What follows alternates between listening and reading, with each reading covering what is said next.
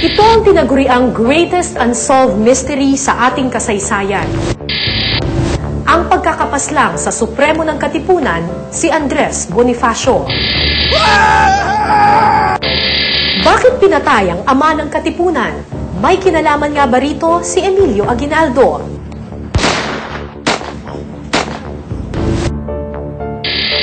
Ano ang mga itinatagong lihim ng taong 1897? Ngayong gabi, muli po nating balikan ang mga tanong ng nakaraan. Ako po si Cara David, para sa Case.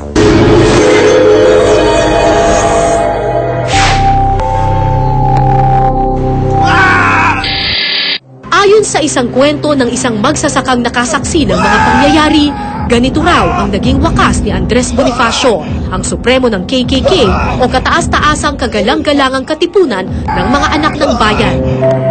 Pinagtataga ng armas na ginamit din niya para ipaglaban ang ating kalayaan.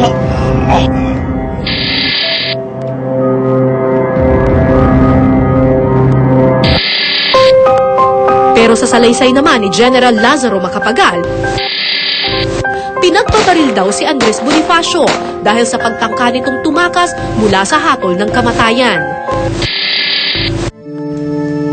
Mahigit isang siglo na ang nakaraan, pero hanggang ngayon, hindi pa rin malinaw kung paano nga ba talaga namatay si Bonifacio. Lingid sa kaalaman ng karamihan, hindi lumaking dukha si Andres Bonifacio. Ang nanay niya ay supervisor sa isang cigarette factory. Umabot siya hanggang parang second year high school. Panganay sa 6 na magkakapatid si Andres. Nang mamatay ang kanyang mga magulang, siya na ang tumayong ama at ina sa kanyang mga kapatid. Kinukwento niya na ang lolo Bonifacio ko, inangat niya yung mga kapatid niya sa pagtatrabaho niya sa abanico, sa baston, gumagawa ng salakot, dahil mahirap lang sila eh. Hindi rin nakapagtapos ng pag-aaral si Aguinaldo. Meron silang mga pataniman at yung kanyang ama ay nangangalakal bukod sa magsasaka. Nag-aaral siya sa Maynila, nakapag-aaral siya ng hanggang third year ng bachillerato sa San Juan de Letran. Ang karahasang sinapit ng mga Filipino sa ilalim ng mga Kastila ang pumukaw sa damdamin ni Bonifacio, kaya siya sumali sa La Liga Filipina. Dito, nakilala niya si Jose Rizal, Juan Luna at Marcelo H. del Pilar. Isa na siya dun sa parang key personalities dun sa Liga Filipina. In fact, kasama siya dun sa pagkatatag ng Liga Filipina. Hindi naglaon, bumagsak ang La Liga Filipina at ipinatapon sa dapitan si Rizal. Tapos nung nag-fail yung Liga Filipina, doon na nakaisip si Bonifacio at ang kanyang mga kasama na magtatag na ng ibang asosasyon na mas mataas na yung antas. At dito ipinanganak ang Katipunan. Doon na sila nag-umpisang mag-elect ng mga leaders. No? Tapos yung idea yata ng Supremo, parang lumabas na yan nung pumutok na yung revolusyon. Sa paglago ng Katipunan, lumalakas din ang politikal na kapangyarihan ni Aguinaldo. Naging kapitan munisipal siya ng Cavite El Viejo na Kawit Cavite ngayon. Kapitan Myong ang bansag sa kanya ng mga kababayan niya.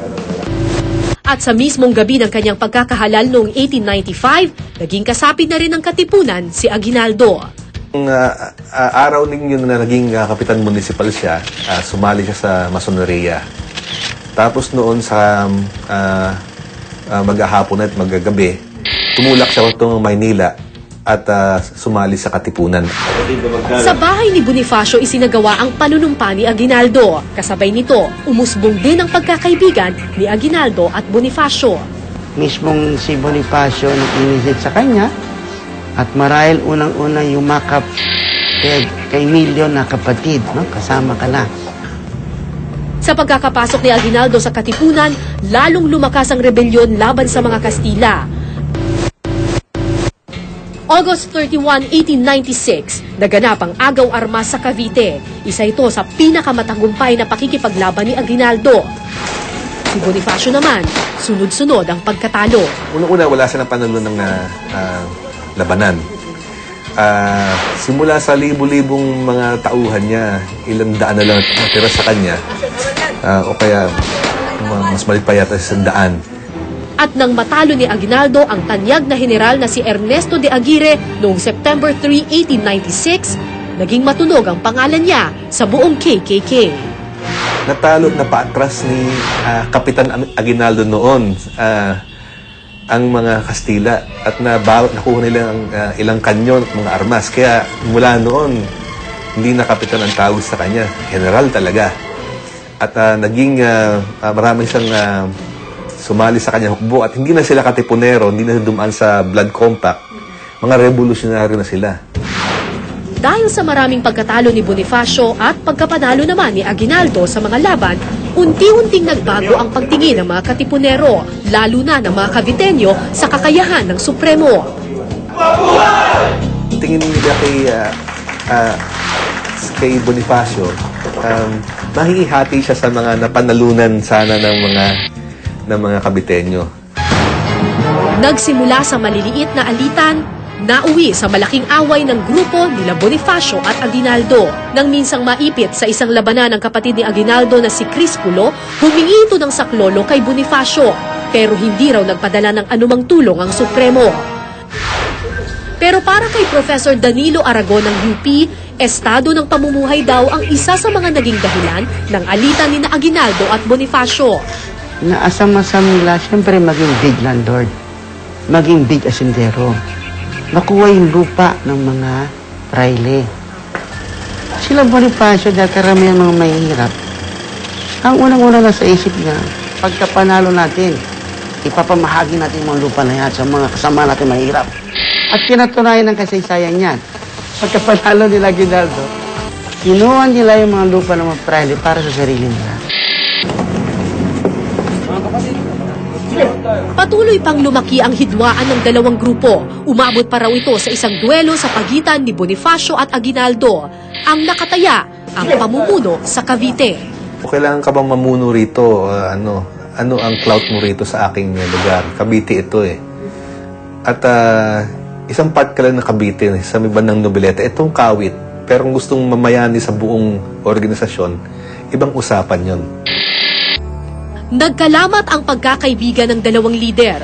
Unti-unti na ring nananalo ang mga Kastila laban sa mga Katipunero. At sa pangambang patuloy na bumagsak ang himagsikan laban sa mga Kastila, nagpatawag ng pulong si Aguinaldo noong December 1896 para resolbahin ang hidwaan sa dalawang grupo. Pareho silang chapter presidents lang. Hindi naman sila magkakaisa. Kailangan nila isang mas mataas na opisyal.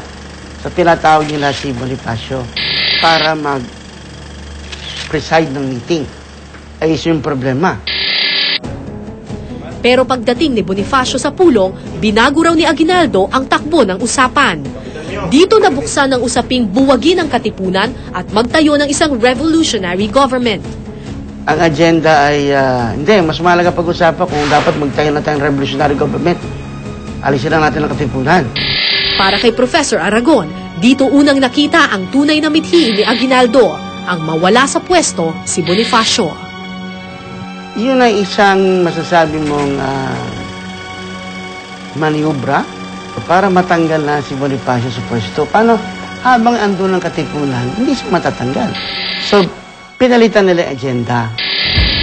Dahil sa kaguluhan, nagsimula ang Tejeros Convention, kung saan isinagawa ang isang mahalagang eleksyon. Eleksyong naging simula ng katapusan ng pamumuno ng Supremo.